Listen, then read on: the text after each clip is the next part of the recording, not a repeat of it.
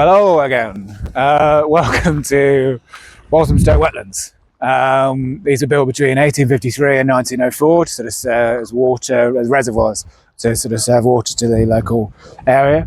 It's now the largest urban wetlands in Europe, and as you can see 200 species of bird here apparently.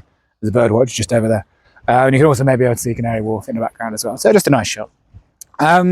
I want to talk a little bit about some of the Edinburgh Fringe shows that I saw, just a bit of a debrief.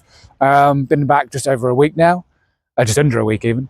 I'm not going to talk to everything that I saw, it's not like a review. I just wanted to kind of like, pull on a couple of themes, like takeaways from a few different shows. Like there are shows that were great that I'm probably not going to talk about, like Chloe Petts did a really good show, but I ultimately didn't really have a sort of takeaway from it to talk to. But the first two shows I wanted to talk about were his latest jokes with Mark Simmons and Glenn Moore, Please Sir, Glenn, I Have Some More. And they were both kind of really like dense joke-wise, to some extent, although slightly different in approach. They were both kind of like more sort of classic sort of set-up punchline sort of comics. What Mark Simmons was doing, it was a part of the Free Fringe, and he was kind of doing it as a sort of developing these jokes. He's got a tour next year that apparently he's already sort of sorted his set for.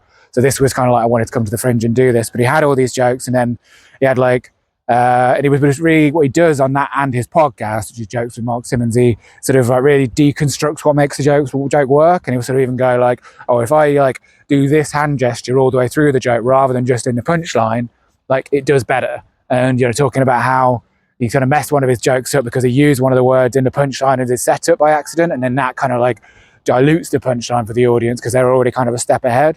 It's a really kind of interesting sort of like deconstruction and analytical sort of approach. Whereas Glenn Moore, it was a much more polished show. He's been kind of doing Edinburgh for years now, so he really knows the structure. But again, it's really dense in the jokes per minute that he had. But what he had a bit more of a sort of arc, I guess, an overarching arc to the hour. But what they both did was they both kind of had like these books off on the side where. But what Mark Simmons was just like randomly interspersing them, whereas Glenn Moore, where his device was when a joke in the show didn't land, he would go to the book, and it was kind of like they were both kind of their classic material, their proven material. And at the end for Glenn Moore, he kind of revealed and goes, well, actually, he would sort of set it up and go, oh, this is from Mock the Week or whatever. But he would then at the end kind of reveal and go, well, actually, that was all new stuff. Like, but it wasn't working. But as soon as I frame it in, you guys, this is vetted. All of a sudden, it started to work. Like, because the audience are sort of set up to expect something differently, and they don't want to be kind of like, I don't know, considered to be dumb or whatever. And I think, although Mark Simmons' stuff, they were actual jokes from previous sets. I've gone back and watched some of his previous hours. Again, like the device would have had the same impact. It would have been like, okay, the audience knows that that's a joke that works, and so they're sort of bought in before it even starts. So really interesting kind of approaches from both of those two.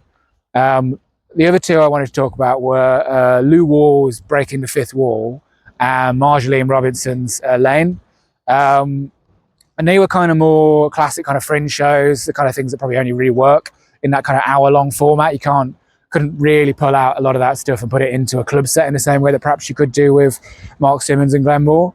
But much more kind of aware of, like the structure and narrative and that kind of thing. So like just some satisfying stuff about previous two shows from Marjolaine have been Marge and O, and then this is Lane. So just small things like that where it's really aware of, some of the devices that they're using. What Lou Wall was doing was kind of like playing with the idea of, what people are going to see from a comic. So she kind of like put herself into a sort of Live at the Apollo of living in Australia, and then kind of like done a load of bits and stuff where she presented them as truth, and then through that show kind of revealed that some of the various aspects of it were falsehoods, and then said that then next thing was true, and then revealed it again that was false, and really kind of started to play with the trust of the audience and how important that is, and how the audience kind of needs to be brought in, and they want you to be in the joke, and then so you can relate to it, so that they can sort of go, well, I'm talking to the person that's in it, has a place of authenticity, and again, like being that it sort of lands better. And so what Lou Wall was doing was kind of just like pulling that apart to the end where you just didn't really know what was true and what was false. But there was also like breaks in there, the same way that Marjolaine kind of did this, where a lot of hers was like storytelling, but she realized that that can get a bit exhausting over kind of the course of 50 minutes. So there was just like more classic kind of like sillier bits. which is something that Tim Vine does a lot, where he's got all these one-liners that realizes that the audience can get exhausted by that, so he'll just put in like a few minutes of like pen behind the ear, just so it was more physical, just to kind of break up the sort of the flow of the show. So yeah, really interesting again for both Lou Wall and Marjolaine about how they're sort of telling that story, how they're playing with expectations, but also kind of like considering the pace.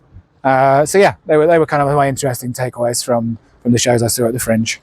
So yeah, hope you're well. Thank you. Have a good day.